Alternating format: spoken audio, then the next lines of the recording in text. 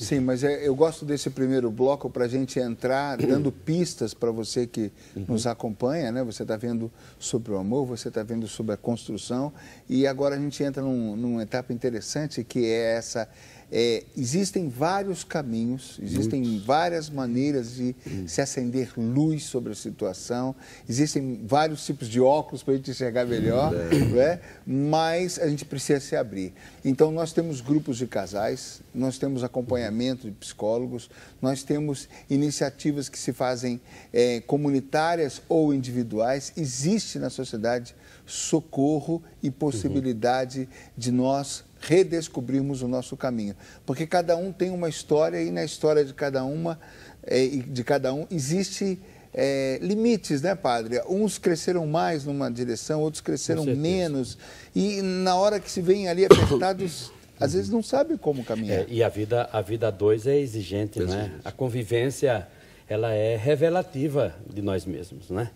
Você quer saber quem é uma pessoa, vá conviver com ela. Às vezes na porta da igreja, depois da missa, as pessoas cumprimentando a além de padre, o senhor é maravilhoso. Eu digo, vai morar comigo uma semana? Vá morar comigo uma semana, aí você vai ver se você vai continuar com esse mesmo pensamento, né? Mas você fala da questão da maturidade, né?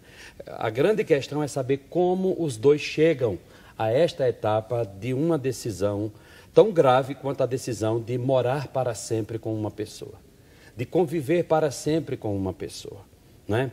Eu sempre costumo dizer, quando realizo o casamento, que para um homem viver com uma mulher não seria necessário absolutamente nada daquilo que estamos fazendo no casamento. A rigor, não. Eu conheço, você deve conhecer, pessoas que simplesmente decidiram juntar as coisas e vamos morar juntos. Vai cair um raio do céu em cima desse casal por causa disso? Não. Vai ser preso esse casal porque decidiu assim? Não.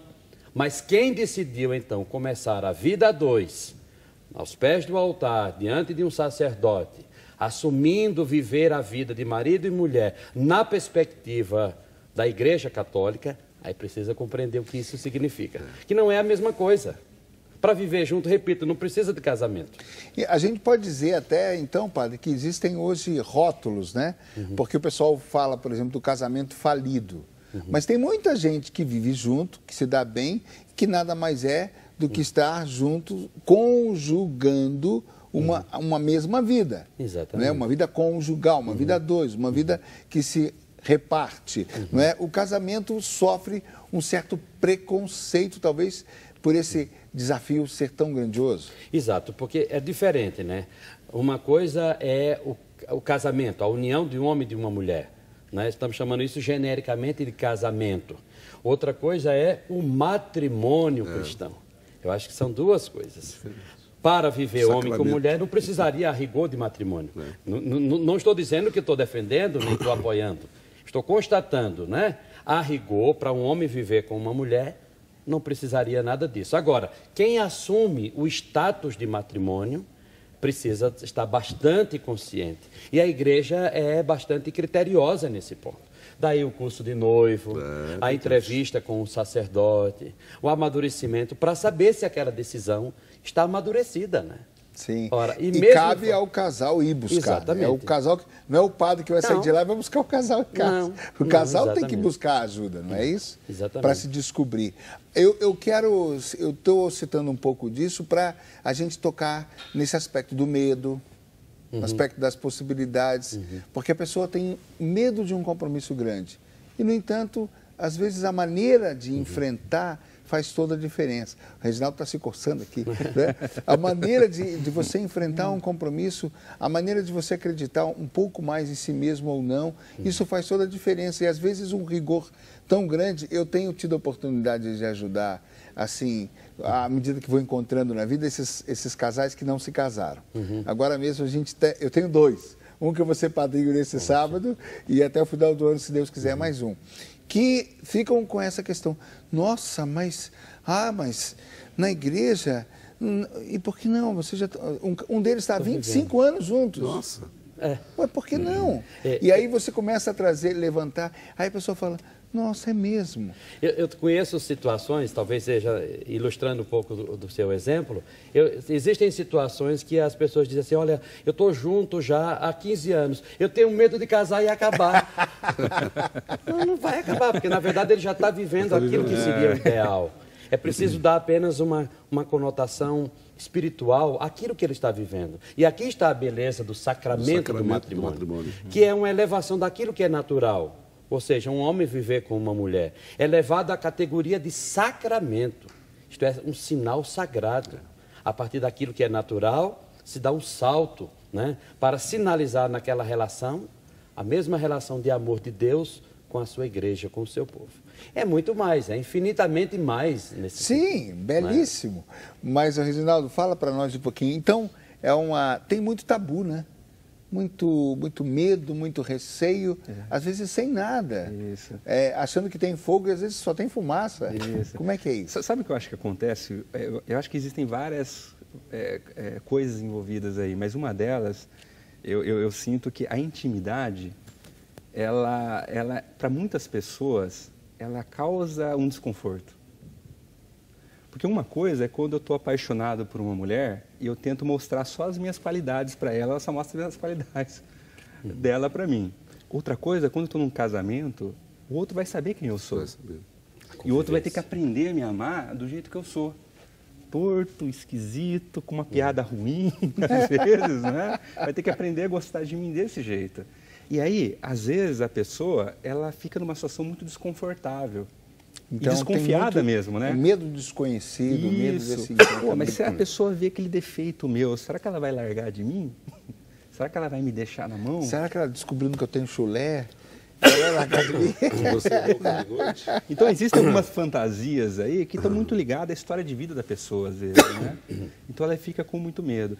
E acho, somando um pouco as informações que o Francisco disse, né?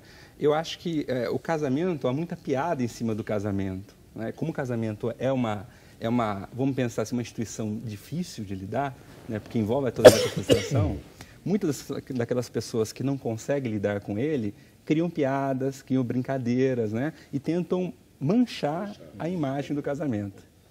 E aí a ideia é assim, eu prefiro estar amigado com a pessoa do que casado. E ela não percebe que é a mesma relação. É, né? A mesma muitas relação. Vezes é a mesma relação. Só um título. Só não tem o título, para a pessoa. Né? Para essa pessoa é só um rótulo, né? Mas acontece que aqui tem uma coisa importante, né? É a dimensão pública do compromisso. Exatamente. Uma coisa é Contrato, você ser ajuntado, né? Como a gente diz. Todo mundo sabe, tudo bem, mas tem compromisso com quem? Com ninguém. Nesse sentido do que é o casamento religioso. Sabe que antes de casar na igreja, inclusive, tem até os proclamas, né? Os chamados banhos, que dizia antigamente, correr banho. É proclamado, ó. Laércio de tal e fulana de tal querem se casar.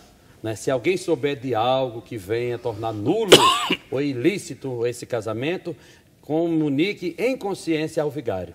Está lá na porta da igreja, para todo mundo saber que você quer casar. Para saber se você não tem um histórico já comprometido lá atrás. Ou seja, é tornado público. E nenhum casamento pode ser feito, por exemplo, em lugar fechado. Tem que estar portas abertas, né? Não é uma coisa secreta. E você escancara seu compromisso para Deus e para o mundo, né? Na presença de um sacerdote. Também é uma forma de declarar amor. Também, tá vendo? Mas um amor que se faz compromisso, tá vendo? Sim. Não é qualquer amor. Na intimidade. O verdadeiro amor é um Opa. compromisso. Viu, padre? Também tem o outro lado que, assim, a pessoa fala assim, eu gosto da pessoa, vou casar e tal, mas fica aquele compromisso de se descasar. É complicado, você não consegue descasar na igreja católica. Não tem jeito, na igreja, né? Você pode descasar no civil, lá no cartório e tal, mas perante Deus você não consegue descasar. É muito difícil. Né? Então aí fica aquele, se eu juntar, eu não tenho compromisso depois, às vezes, quando eu tiver de descasar. Né? Ou seja, há um medo social, né? Quer dizer, se eu Como caso, é que fica a minha situação? e se eu me separar, e aí? O que os outros vão falar? O que os familiares vão dizer, né? Ah, então vamos se juntar primeiro. Né? Então, Vamos ver sempre se dá essa certo. proposta, para ver se dá certo. orientes@rs21.com.br, você entra em contato, faz a sua partilha, seu questionamento, bota o Padre na Berlinda, o Paulo, o Reginaldo, eu estou aqui só para apresentar, gente, eu estou tranquilo. Não é? Faz a sua participação, nós vamos abrindo o coração. A gente vai para o nosso intervalo e voltamos já já.